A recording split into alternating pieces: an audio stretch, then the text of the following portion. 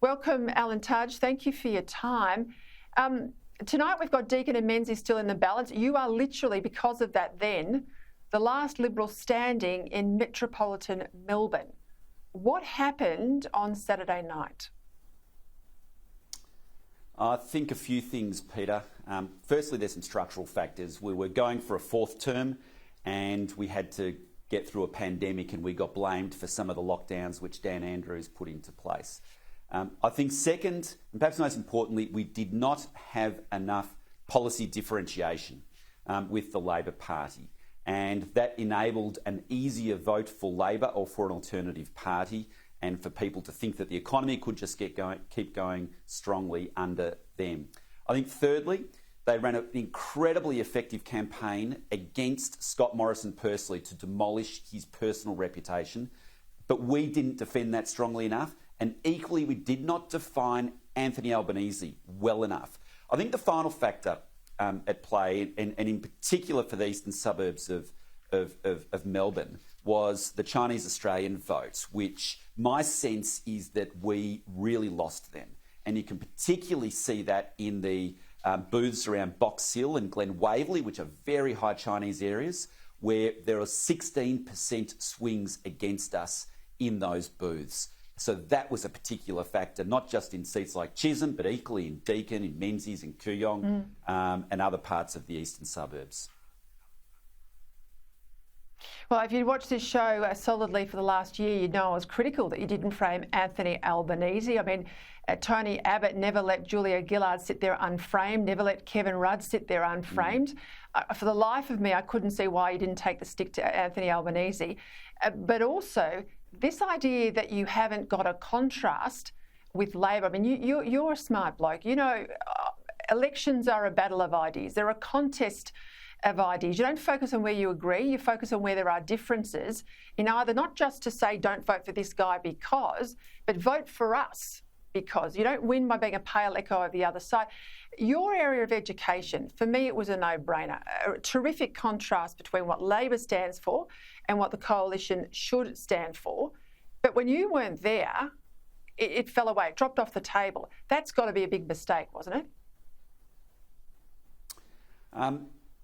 Listen, I was running a pretty strong agenda, as you point out, Peter, in education, and trying to ensure that we got a more positive national curriculum, one which was more positively disposed towards Australian history and reflecting the true Australian history, and where people and kids might come out of schooling proud of their nation, understanding the flaws, but equally proud of our nation and wanting to make a contribution. I think we made some good headway there, but as you say, when I stood down, that line of attack wasn't as strong, and I'm not having any criticism here of anybody else, but that's what I was running. Now, is there ground still to be made there? Of course there is. It's a very important area for us, and parents are concerned about the standards slipping in our schools.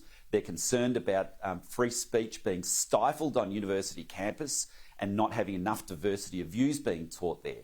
And there's some of the things which still need to be prosecuted, and I still think that we can hold now the Labor government to account on some of those areas. All right, big swings, not enough focus on these big swings against Labor in their heartline, those outer metropolitan seats right across the board, but particularly in Victoria. Do you think the Liberal Party is going to come to grips with the fact that the modern version of the Menzies forgotten people aren't in the leafy green suburbs?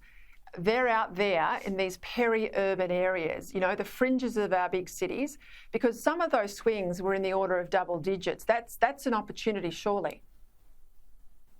I think you're right. I think there are significant opportunities there for us in the outer suburbs and in areas which we've barely touched in the past. I mean, you look at the seat of McEwen, which we really only put resources into at the last minute, and we still had a swing towards us, and it's now down to 3.5%. That's just across the north, right on the edge of the city across the north.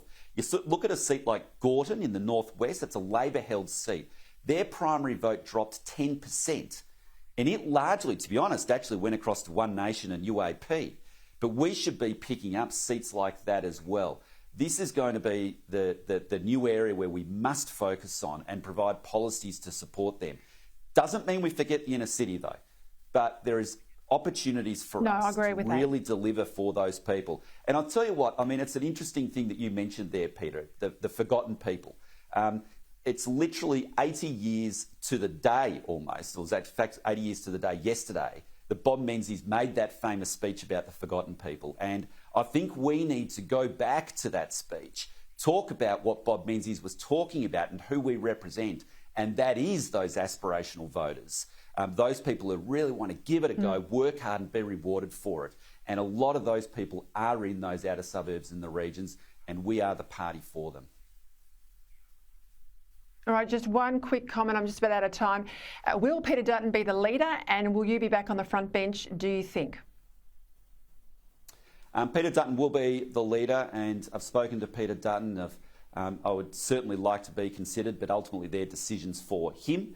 I think there's still work which needs to be done in the education space, but ultimately it's up to the new leader. Well done to you. Congratulations, Alan Tudge. That education spiel was much needed in the campaign, but good to see you back on the team. Thank you for your time.